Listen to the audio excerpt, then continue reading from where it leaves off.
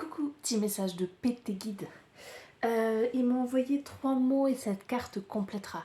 On avait union, abandon et haine. On est parti, qu'est-ce qu'on veut nous dire? On a la carte du karma. J'entends la phrase les jeux sont faits. J-J-E-U, mais J-E aussi. Avec des gens qui ont des difficultés à changer de comportement ou qui ont besoin de changer de comportement.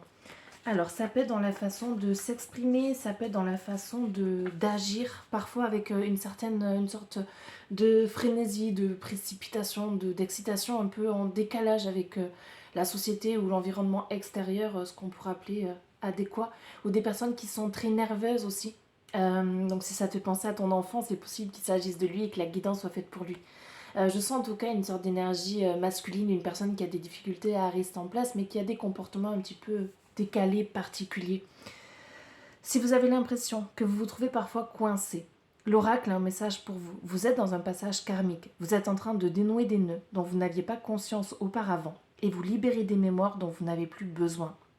Si vous acceptez ce processus, un processus de changement, vous pourrez alors vous libérer de schémas récurrents et de mécanismes toxiques. J'entends des communications toxiques.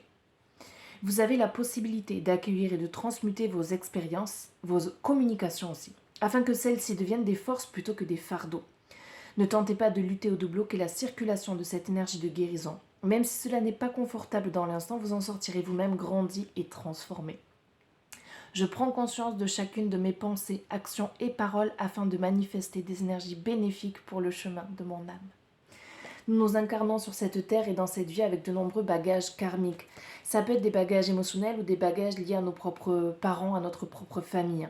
Ces derniers peuvent être des forces, des qualités que nous avions déjà acquises et développées dans d'autres vies, mais également des problématiques et blocages récurrents. Dans le bouddhisme, le mot sanskrit karma signifie action et est défini comme l'intention qui se manifeste dans l'action de la pensée, du corps et de la parole. Donc il y a vraiment une mise en action qui est là.